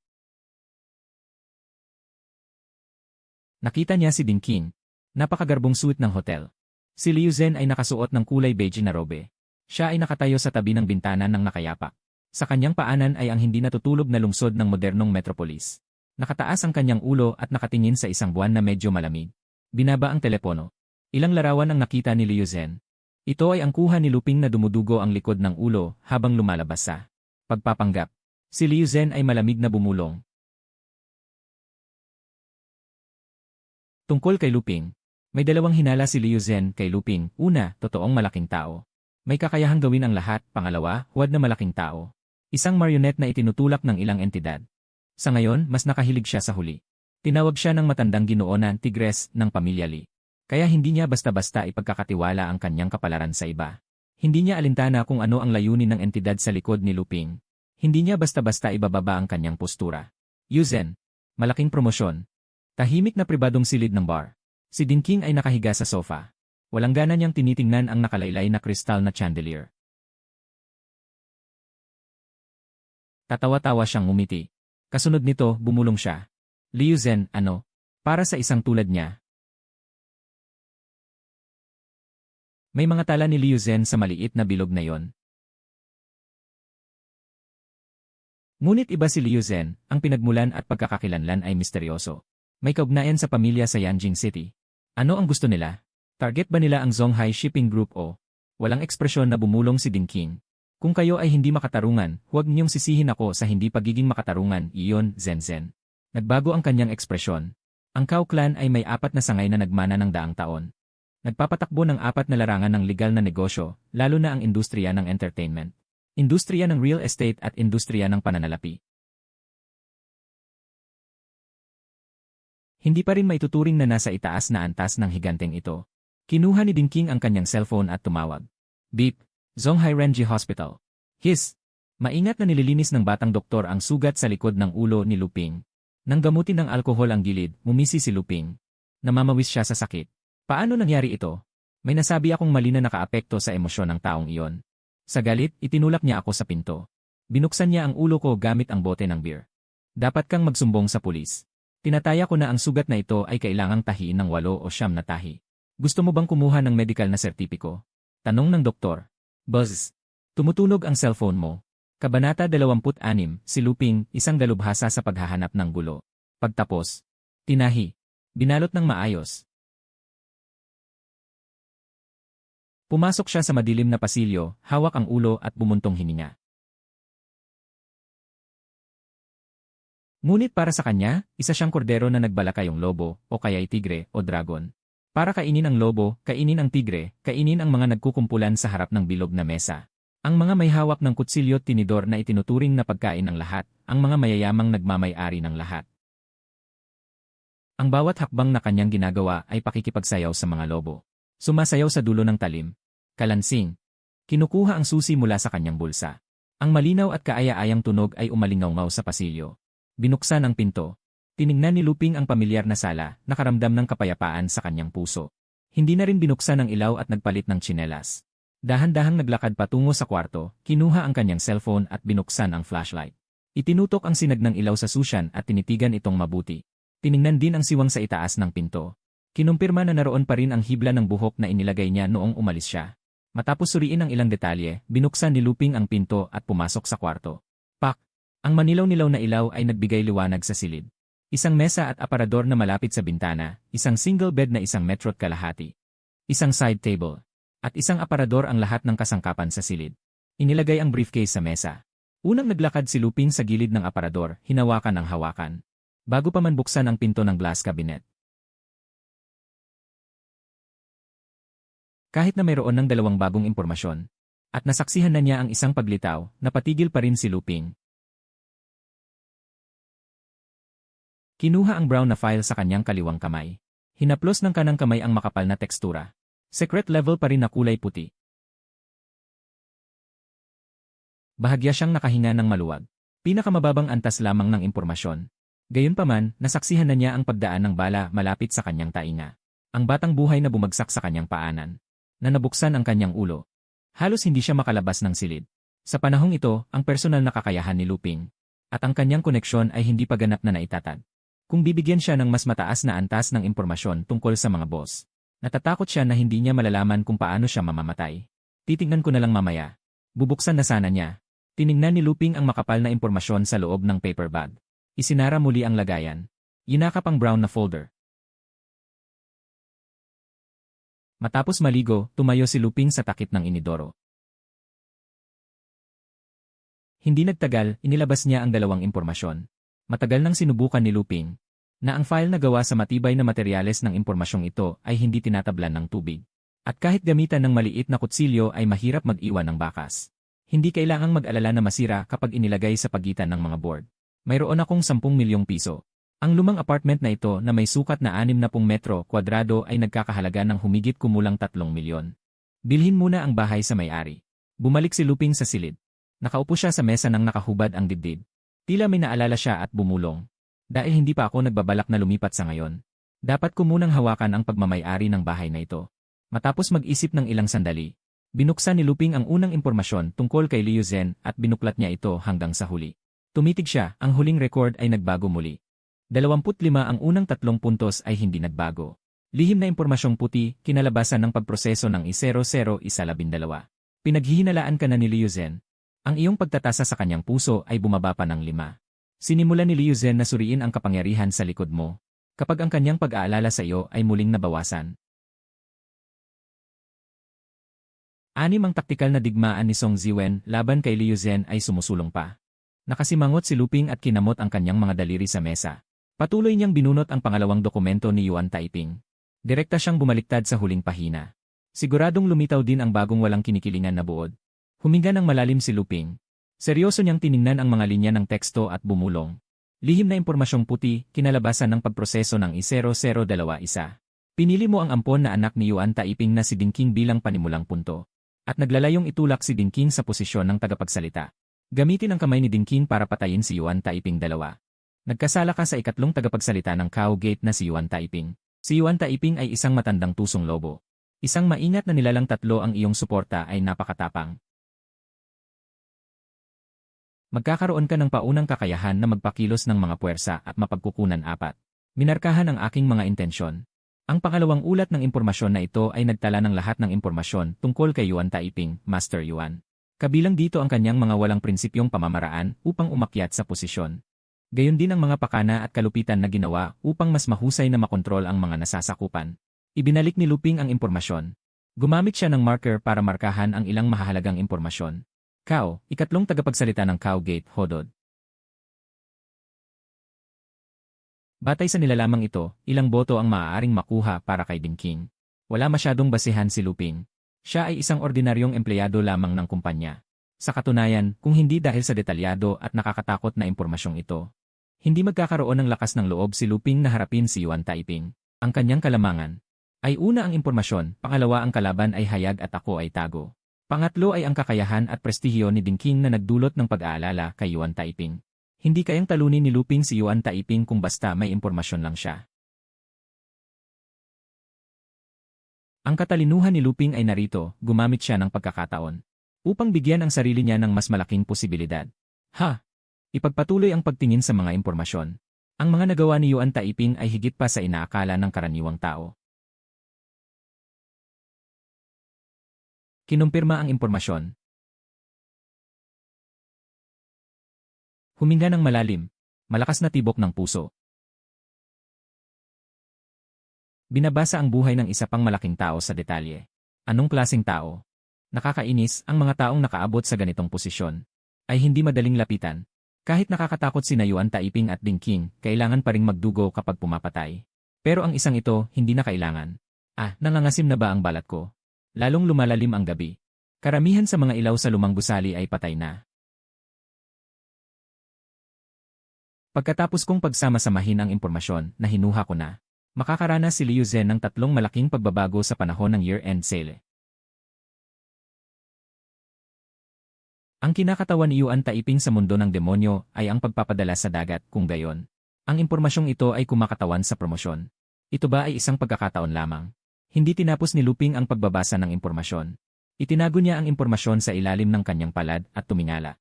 Medyo tense ang kanyang emosyon at bumulong. Kaya, maaari ba akong gumawa ng isa pang hula tungkol sa mekanismo ng pag-trigger ng pag-refresh ng impormasyon? Kaya ako ay magiging panatag. Ang trigger ng hindi pa na-refresh na impormasyon ay may kaugnayan sa na-refresh na impormasyon. Krisis. Sa paglabas ng hula na ito, nakita ang saya sa mabigat na mukha ni Luping. Pakawalan. Kung ganoon nga, maglalakas loob si Luping na magpatuloy sa pagsubok sa limitasyon. Kabanata 27, Paglaya ni Luping. Umaga. Tumunog ang nakakarinding alarm clock. Sumimangot si Luping at pagkatapos ay iminulat ang kanyang antok na mga mata. Napuyat siya kagabi, dagdag pa ang sugat sa kanyang batok. Halos hindi siya nakapagpahinga. Bumangon. Mag-leave muna ako ng kalahating araw. Tiningnan ni Luping ang oras sa kanyang telepono. Hindi nag-atubili. Hello, Atan. Pasensya na, kailangan kong mag-leave ng kalahating araw. Nasugatan ako kagabi, tinahi ako ng ilang tahi. Okay lang, hindi naman masyadong makaapekto. Tumugon si Luping. Nagiging sanhi ng kawalan ng konsentrasyon. Sa mga pamamaraan ng pag-torture. Ang isa sa pinakamabisang paraan ay ang hindi patulugin ang iniimbestigahan. Maganda ang kapaligiran ng kumpanya ng women culture. Isang salita lang ang sinabi ni Luping at sumang-ayon si Tan Hong. Pagkatapos magtanong tungkol sa kalagayan nito, ibinaba niya ang telepono. Tumawag kay Dashi. Sumandal si Luping sa likod ng kama. Matapos mag-isip-isip, muling nakatuon ang kanyang paningin. Muli niyang tinawagan ang numero. Kalokohan. Nakakainis na malas. Kahapon pagkababa ko ng kotse, nakasalubong ko ang isang lasing na nasa edad medya. Pinalo ako sa ulo, ayos lang, naayos na. Ang problema lang, baka maantala ang kalahating araw kong trabaho ngayong umaga. Sabi ni Luping. Muling ibinaba ang telepono. Ibinaba ni Luping ang kanyang cellphone at humikab. Muling humiga. Ang kanyang posisyon sa pagtulog ay nakadapa at hindi siya nangangahas na humiga ng patalikod. Inaantok siya, ngunit hindi siya makatulog. kaya't nakadilat siya sa loob ng masikip na kwartong ito. Unti-unti siyang nilamon ng takot. Mula sa labis na ambisyon hanggang sa pagkabalisa, sa isang iglap lang. Sa ilalim ng kutson, ikinulot ni Luping ang kanyang katawan. Sa sandaling ito, naramdaman niya na siya ay nasa isang maliit na bangka. Napapaligiran ang walang katapusang dagat, ang mga alon ay patuloy na bumubulusok at humahampas. Dumapa siya at mahigpit na hinawakan ang bangka sa ilalim niya gamit ang kanyang mga kamay. Ngunit maaari pa rin siyang tumaob anumang oras. Saan patungo ang hinaharap? Bulong ni Luping. Hindi niya namalayang nakatulog siya. Tumatakbo. Kailangan kong patuloy na tumakbo. Ako. Hindi na ako maaaring huminto. Porsche Center sa Zhonghai City. Si Luping, na may dalang briefcase at nakasuot ng business attire, ay lumapit sa pinto. Agad na bumukas ang otomatikong pinto, at nakita niya ang malinis at eleganteng Porsche Hall. Si Luping ay may mahinang ngiti sa kanyang mukha, kalmado at payapa. Nasaan na ang takot na nakabaluktot sa kama kaninang umaga? Kahit katiting ng anino ng walang magawang kabataan. Sa hall, ang ilang mga customer ay pinangungunahan ng mga sales personnel. Tinitingnan ang iba't ibang modelo ng sasakyan. Magandang araw po, sir. Anong modelo ng sasakyan namin ang gusto niyong tingnan? Tinitingnan ni Luping.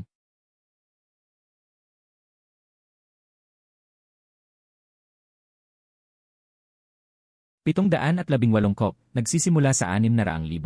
Magsisimula sa 600,000 ang isang Macan Neri. 911,130,000 simula. Hindi sumagot si Luping. Tumingin lang siya ng kaswal sa mga sasakyan sa harap ng exhibit.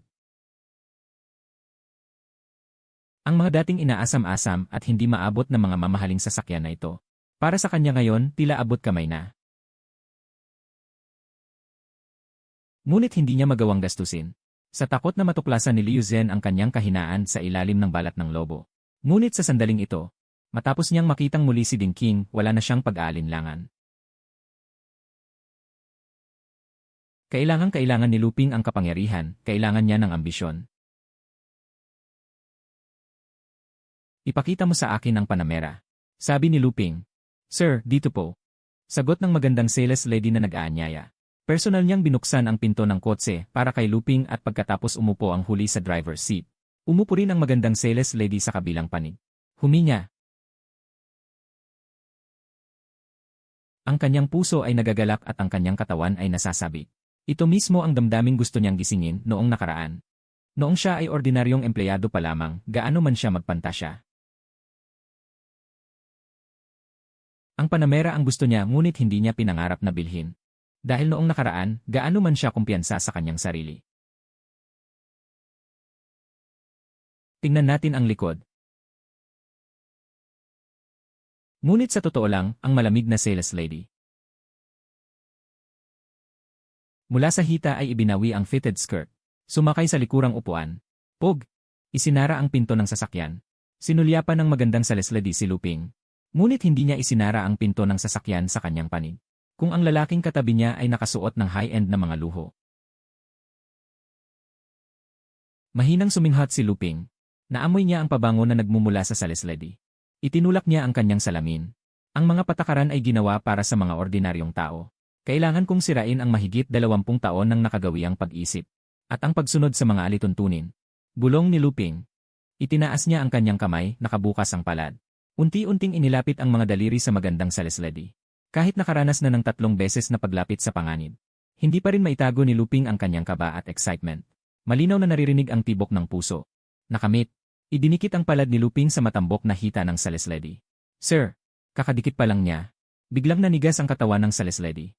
Biglang sumimangot ang magandang mukha at inalis ang hita. Sumigaw ng pagalit. Akin na ang kotseng ito. Napapanahong sabi ni Luping. Pagkarinig sa mga salita. Biglang natahimik ang magandang babaeng sales lady. Kunin mo ang kontrata at mga gamit. Dito ako pipili at magbabayad. Sinalubong ni Luping ang nagtatakang tingin ng sales lady. May ngiti sa kanyang kalmadong mga mata, nagpatuloy siya sa pagsasalita. CJ, maghintay lang kayo sandali, Ginoo, kukunin ko na. Nagmamadaling sagot ng sales lady. Nagmamadali siyang umalis habang nakasuot ng matataas na takong. Mabilis din siyang bumalik. Bang! Umupo sa loob ng kotse. Mas naging pribado. Ginoo, ano po bang mga configuration ang gusto ninyo? Maalab na lumapit ang sales lady kay Luping. Ano ang pangalan mo? Ginoo, ang pangalan ko ay Ling, tawagin niyo na lang akong Xiao Ying. Tinanggap ni Luping ang impormasyon at sumulyap lang dito. Pagkatapos ay iniunat niya ang kanyang kamay. Hinimas ng palad niya ang mahaba at itim na buhok ng salesledi. Nang bahagya lang dumampi ang kanyang palad sa dulo ng buhok. Ramdam niya ang bahagyang panginginig ng katawan ng magandang salesledi, ngunit kasunod nito. Nagpakita siya ng isang pilit na ngiti sa kanyang mukha. Hindi ko na ito titingnan. Gusto ko lang ang pinakamagandang configuration, ang top-of-the-line na bersyon, pagdating sa mga paraan ng pagbabayad. Tinitigan ni Luping ang babaeng nasa harapan niya. Hinawi ng kanyang mga daliri ang likod ng kanyang ulo, dumausdo sa kanyang gilid ng mukha malapit sa tainga. Dahan-dahang bumababa sa kanyang collarbone, namumula ang pisngi ng batang salesledi, at humihinga ng marahan. Hindi siya tumanggi, sa halip ay mas lalo pa siyang umayon. Kung buong bayad man o hulugan, sundin mo kung ano ang pinakamabuti para sayo. Kalmadong sabi ni Luping. Nanlaki ang mga mata ng salesledi na nagngangalang Liing. Top of the line 2021 Turbo La Executive Long Wheelbase Version 4.0 Li. At pinili ang lahat ng pinakamagandang configuration. Ang kabuang presyo ay 2,744,885 yuan. Tinanggap ni Luping ang panulat at pinirmahan ang kanyang pangalan sa kontrata. Tinitigan niya ang mahabang linya ng mga numero. Bahagya lang kumurba ang kanyang labi. Kalmadong nag-swipe ng kanyang card. Matapos bayaran ang down payment. Ang halos 3 milyong gastos ay ginastos ni Luping sa loob ng ilang minuto. Tinignan niya si Liing sa kanyang tabi. Gusto ko rito. Sumulyap si Luping sa loob ng Porsche Center sa labas ng bintana. Nagkakasalubong ang ilang mga customer. Bahagyang iginuhit ng kanyang hintuturo ang gilid ng mapulang labi ni Liing. Bahagyang kinagat ni Liing ang kanyang mapulang labi. Ginoo, bati niya. Ang 100,000 ay dagdag na para sayo. Patak. Nalaglag ang kanyang hawak na panulat. Ipinatong ang sa kanyang harapan. Itingala ni Luping ang kanyang ulo at bahagyang ipinikit ang kanyang mga mata. Kabanata 28, ang alay ni Dinking. Hina. Suot ang salamin na may itim na balangkas at bit-bit ang briefcase. Lumabas si Luping mula sa Porsche Center. Tumigil siya at itinulak ang kanyang salamin. Tumanaw sa abalang trapiko at nagtataas ang gusali sa kanyang harapan. Sa pagitan ng mga gusali ay ang asul na langit at maliwanag na araw. Malawak ang langit at dagat. Lundag ng isda at lipad ng ibon. Huminga siya ng malalim. Isang mahirap ipaliwanag na magandang pakiramdam ang umusbong sa kanyang katawan, hindi lalampas sa kalahating oras. Gumastos siya ng mahigit 3 milyong. At higit pa ay tinamasa ang sukdulang alindog ng pera sa upuan sa likod. Hindi maganda ang pagkakaganap. Hinawakan ni Luping ang kanyang briefcase. At sinabi. Pagkatapos magsalita, tumingin-tingin siya sa harap ng tindahan. Naghanda na humarang ng taksi pabalik sa kumpanya. Ang Ginoo kanina. Naglalabas siya ng sama ng loob. Porsche Center. Ihatid din sa kaukulang departamento. Nagmamadali siyang bumalik. Patuloy niyang iniisip ang nangyari kanina. Ang tanawin na nakita niya nang paminsan-minsan siyang tumingala. Ang lalaki na nakahiga sa upuan sa likod ng sasakyan na nakapikit ang mga mata, ang kanyang kalmado. Ang kanyang mahinahon na ekspresyon, ang kanyang paghinga ay pantay. Ngunit sa isang iglap, mahirap itago ang pakiramdam ng kabigatan. Lumaki si Liing sa isang broken family, lumipat mula sa probinsya patungo sa Zhonghai. Nasaksihan ang karangyaan at kasaganahan ng metropolitanong lungsod. Madalas siyang nakakaramdam ng pagkalito at sakit dahil ang kagandahan na yon. Ang kagalingan ay ilusyon lamang para sa kanya. Panaginip na inaasam ngunit hindi maaabot. Patuloy siyang nag-iisip at nagmumuni-muni. At hindi rin masabi kung ano ang tiyak na dahilan. Ngunit may pakiramdam siya na ang Ginoong iyon ay may malaking pressure. Mas malaki kaysa sa kanyang inaakala. Ito ang pagkakataon ko. Ang Ginoong iyon ay hindi isang ordinaryong mayaman. Kahit maging kerida niya ay sapat na. Bulong ni Liing. Sa sandaling iyon, bumalik na siya sa lobby at tumingala sa waiting area. Nang hindi makita ang lalaki sa isang sulyap, bigla siyang kinabahan. Nagmamadaling hinanap sa lobby, nilagpasan ang ilang tao. Xiao Chen, nasaan ang lalaking kasama mo kanina? Tanong niya nang may pag-aalala. Umalis na po. Nang marinig iyon, dali-dali siyang tumakbo palabas. Huminga siya ng malalim. Nakita niya si Luping hindi kalayuan. Ginoong Lu. Lumingon si Luping sa pinanggalingan ng boses at sinalubong ang tingin ni Liing. Malamig ang kanyang mga mata. Tila nakatingin sa isang estranghero na hindi pa niya nakikita. Sa halip na ang babaeng nakasama niya sa likurang upuan kanina. Hindi pa tayo nagkaka-friend sa social media. Bulong ni Liing habang kinakagat ang kanyang labi. Hindi na kailangan. Ginoong Lu. Akma nang papasok si Luping sa isang sasakyan. Hinawakan ng mahigpit ni Liing ang kanyang kamay at muling sumigaw. Ako. Nanginginig ang pulang labi. Iniisip ko, kung kailangan ng Ginoo ng isang kasama na hindi nagtatanong ng sobra. Isang kasama na nasa pagitan ng estranghero at kaibigan. Bulong ni Liing. Napakamatalino niya nang sabihin ang mga salitang iyon. Sa halip ay gumamit siya ng mas magandang paraan upang ipahayag ang kanyang intensyon. Ito ang aking business card. Magalang na inabot ni Liying ang kanyang business card. Nang marinig iyon, tumigil si Luping sa pagpasok sa sasakyan. Lumingon siya. Tinitigan ang babaeng nasa harap niya. Bahagyang gumuhit ang ngiti sa kanyang labi. Kinuha ang business card, tiningnan ito, at sumakay muli sa sasakyan. Sa sinabi niya, naisip ni Luping na kailangan niya nga ang isang tulad niya. Isang babae na kukontakin niya lamang kapag siya ay na-stress at pagkatapos ay maghihiwalay. At ang babaeng ito ay hindi dapat magkaroon ng labis na kaalaman tungkol sa kanya. Hindi magtatanong ng anumang hindi kinakailangang bagay. Walang totoong tao. Ngunit hindi niya inaasahan. Pagkaandar ng sasakyan, bumaba ang bintana sa likod. Narinig niya ang mga salita ni Ginoong Lu. Kukontakin kita. Biglang napatingala. Nakita lamang na muling umakyat ang bintana. Nagtagumpay. Sumikdo ang puso ni Liying. Inilagay niya ang kanyang kanang kamay sa kanyang dibdib. Nagpakita ng kagalakan sa kanyang mukha. Galing. Ang sarap talaga. Taksi. Si Luping ay nakaupo sa likurang upuan. Bahagyang tumango sa kanya. Sa manggas, ang mga litid sa kanyang braso ay isa-isang bumukol. Ang paggastos man ng pera o ang babae ay nagdulot sa kanya ng lubos na kasiyahan. Lumayo ang sasakyan. Ang kanyang emosyon ay unti-unting kumalma, hindi tulad ng takot niya kaninang umaga. Hindi na rin katulad ng kapritso at pagpapahayag sa loob ng Porsche. Kalkulahin ang oras. Si Dinking ay dapat na nagsimula na sa pagkakataong ito. Anong uri ng pledge ang ibibigay niya sa akin? Nakapatong ang kamay ni Luping sa kanyang baba. Tumingin siya sa labas ng bintana, sa lungsod na nababalot ng maliwanag na sikat ng araw. Ang mga sulok ng kanyang bibig ay nakataas. Kasabay nito, sa ibang lugar, isang itim na Mercedes-Benz S-Class ang pumasok sa top-level villa district ng Dongcheng City, Zhonghai. Ang Jiujiantang Clubhouse, na may tradisyonal na estilong oriental bilang background. Nagpalit ng suit si Dinking mula sa floral shirt. Nakaupo nang nakakrus ang mga binti, tumitingin sa labas ng bintana ng may solem na ekspresyon. Mga dingding na kulay pulbos at mga tile na itim at puti. Pumasok ang sasakyan sa garahe, naghihintay na ang matandang katiwala ni Master Yuan sa pintuan. Tinitigan ni Dinking ang lalaking nakasuot ng Zongshan suit. Ang matandang lalaki na dating tinatawag na Master Jaya nang may paggalang. Lumalabas ang kulay pula ng dugo sa kaibuturan ng kanyang mga mata. Ngunit nang huminto ang sasakyan, sa susunod na segundo, si Dinking ay parang nagpalit ng mukha sa Sichuan Opera habang ibinababa ang kanyang mga binti. Sumandal siya at inabot ang pinto nang bumukas ang pinto. Isang mapaglaro at walang pag-asang ngiti ang lumitaw sa kanyang mukha. Haha, ayos lang ba ang kalagayan ni Master Jaya? Lumabas si Dinking ng sasakyan at inakbayan ang matanda. Tinapik ang likod ni Master Jaya at malakas na sinabi, ayos na ayos ako.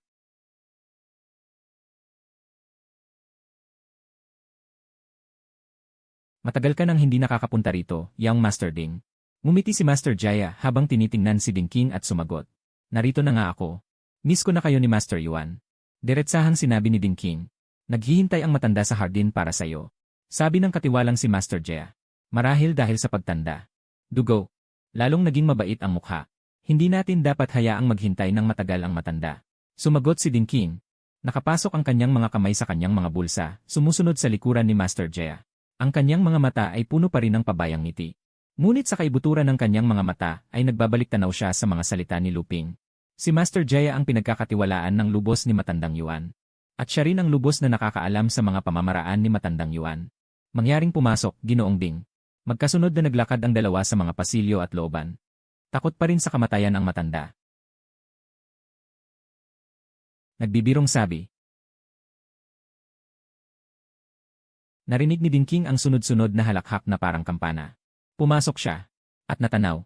Sa malayo, sa ilalim ng araw, si Matandang Yuan ay nakahiga sa isang silya.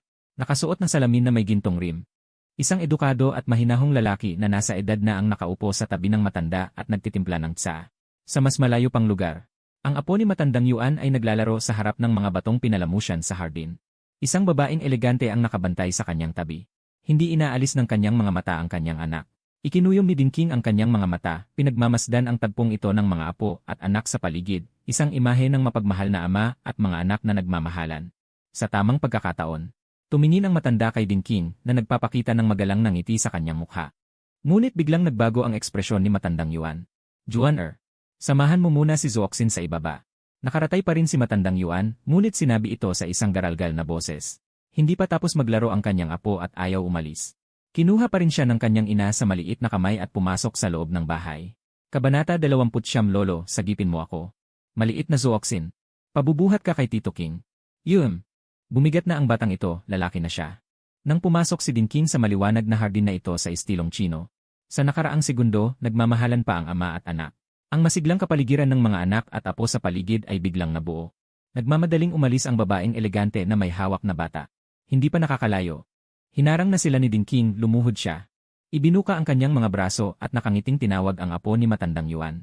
Binuhat niya ang bata na mga 5 o 6 na taong gulang.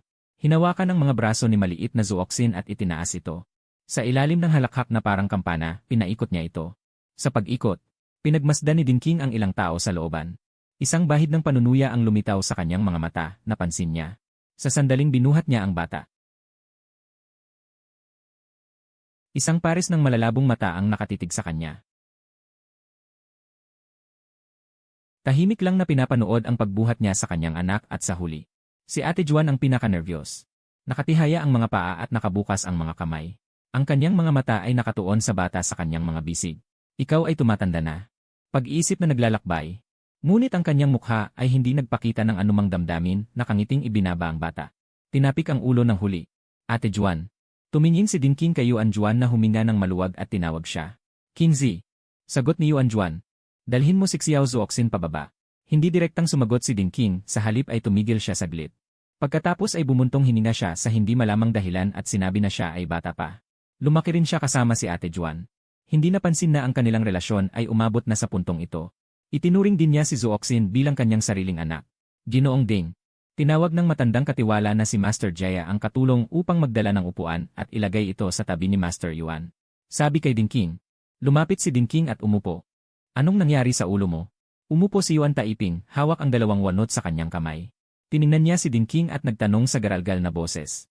Hay, nagpakalasing ako kahapon at nadapa. Hinawakan ni Dinking ang benda sa kanyang ulo at walang pakialam na sinabi. Mag-ingat ka rin sa iyong imahe.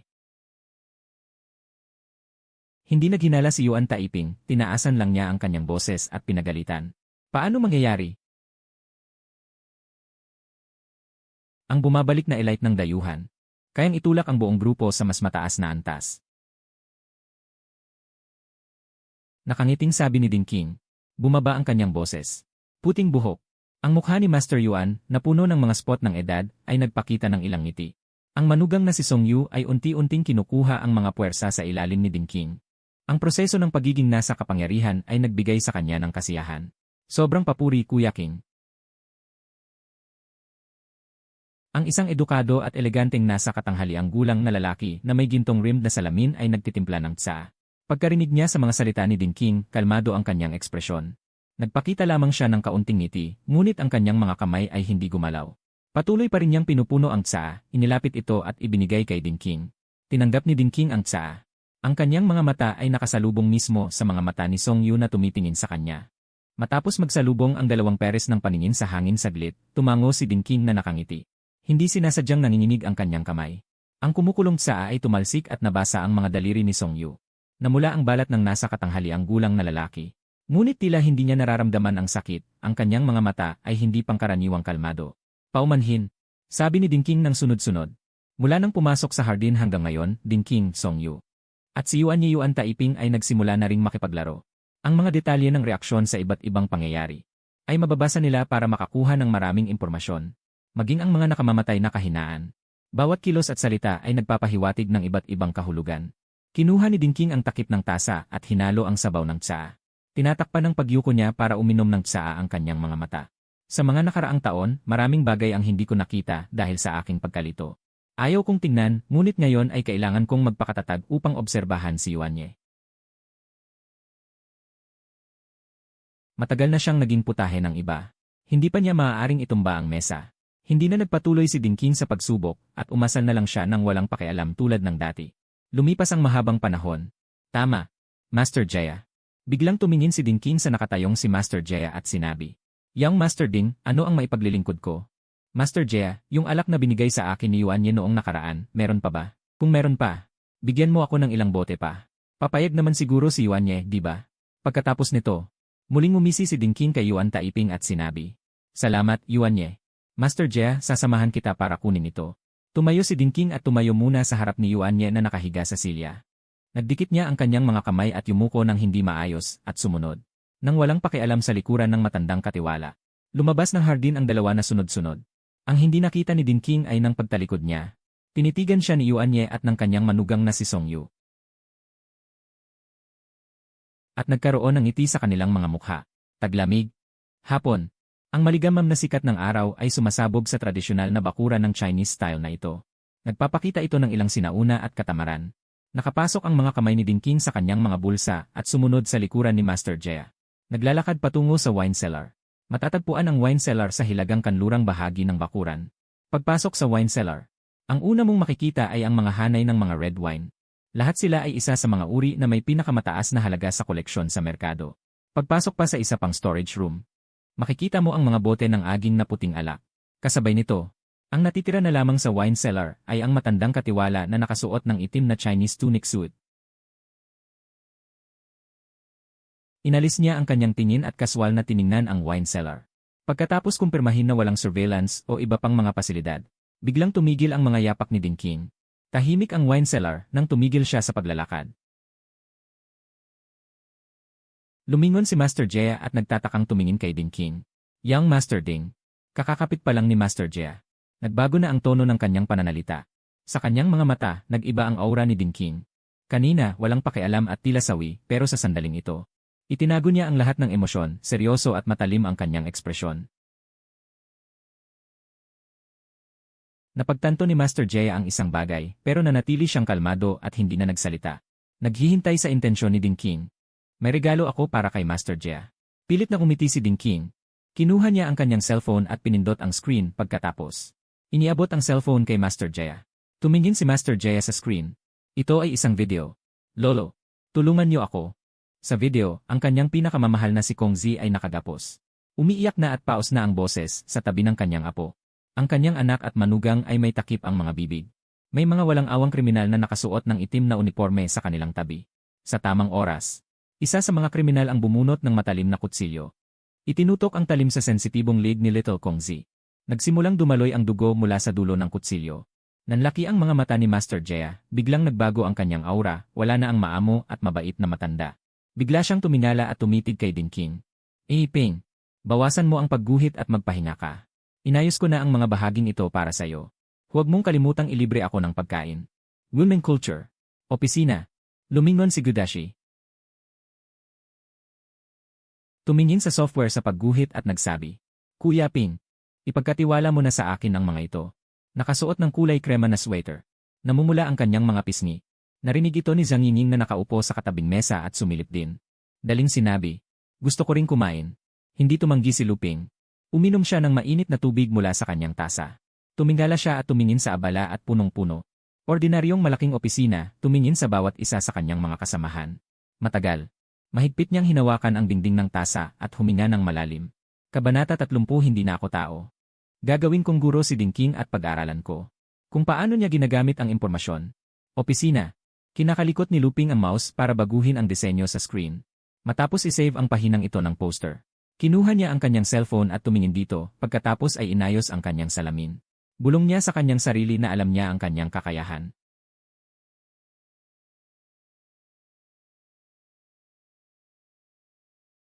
Ipagkatiwala na lang kay Dinking ang iba. Pag-isipang mabuti. Dinking. Biglang nagsalita ang lumang katiwala na si Lolo Jia sa malalim na boses. Ang tinig ng matanda ay sumabog na parang demonyong kumukuha ng buhay. Lolo Jia, nakakaramdam ka rin ba ng awa? Tiningnan ni Dinking ang hitsura ni Lolo Jia. Ngumisi siya. Ang kanyang ngiti ay naging maningning at siya ay tila medyo baliw. Ngunit ang kanyang mga mata ay namumula. 5 taong gulang pa lang si Zenzen, Tatawagin ka rin niya ng matamis na Lolo Jia, hindi ba? Nakalimutan mo na ba? Nabaliw na si Dinking. Tanong niya na may garalgal na boses. Nang marinig ang mga salita ni Dinking, unang nagulat ang lumang katiwala na si Lolo Jia. Pagkatapos ay biglang kumalma ang buo niyang pagkatao. Tinignan niya si Dinking, bumuka ang kanyang bibig, sinusubukang magpaliwanag, ngunit pagkatapos ng mahabang panahon, nakabuo siya ng tunog. Ako hindi ako. Noong, bagamat hindi siya nakilahok sa insidente ng asawa at anak ni Dinking, sinaksihan din niya ang buong proseso. Tiningnan ni Dinking ang lumang katiwala. Sa cellphone na hawak ni Lolo Jia, ang kamay ng desperadong kriminal na may hawak na matalim na kutsilyo ay humigpit pa. Ang dulo ng kutsilyo ay bahagyang tumusok sa makinis na balat. At gumuhit mula sa gilid patungo sa Adam's apple, dumadaloy ang mga bakas ng dugo. Ang iyak ng bata ay nagdulot ng pagkabalisa at awa sa kalmadong lumang katiwala. Sigurado akong iniisip mo, bakit ko nalaman ang balita tungkol sa kanilang pamilya, tama? Tutal, itinago mo sila ng napakahusay. Tiningnan ni Dinking ang reaksyon ng lumang katiwala, lumapit siya ng ilang hakbang at sumilip.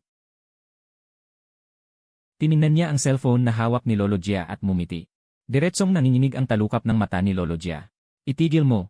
Pahintuin mo siya. Pakiusap ni Lolo Jia. Pagbigyan mo si Lolo Jia. Sumisilip pa rin si Dinking sa cellphone. Nakangiti niyang sinabi sa desperadong kriminal sa screen. 5 taon. Mula nang umalis si Yun at Zenzen, 5 taon na. Hindi ako sumuko. Nag-imbestiga ako. Inaalam ko kung bakit nagkataon noong araw na yon. Sinasabi ni Dinking nang may halo ng katotohanan at kasinungalingan. Naglalakad siya sa kailaliman ng bodega ng alak. Nakatingala siya. Pinagmamasdan ang bodega ng alak na may mga bote ng puting alak. Huminto siya at lumingon kay Lolo Jia. Bawas na ang pag-aalinlangan sa kanyang mukha. Napalitan ito ng matinding panunuya. Sa prosesong ito, may nalaman akong ilang nakakatuwang impormasyon. Lolo Jia, sumama ka kay Lolo Yuan simula noong 3 anyos ka. At bago ang pamilyang ito, nagkaroon ka pa ng ibang relasyon, ibang pamilya. Pero bakit nawala sila? Tanong ni Dinking. Tumingin ang matandang katiwala na si Lolo Jia kay Dinking. Ito ay karanasan niya noong bata pa siya. Dapat ay wala nang nakakaalala sa buong mundo ng mga gangster. Noong bata pa siya, siya at si Lolo Yuan ay nasa mababang antas lamang. Naranasan niya ang paghihiganti ng mga kaaway. Namatay ang kanyang asawa at anak sa parehong araw.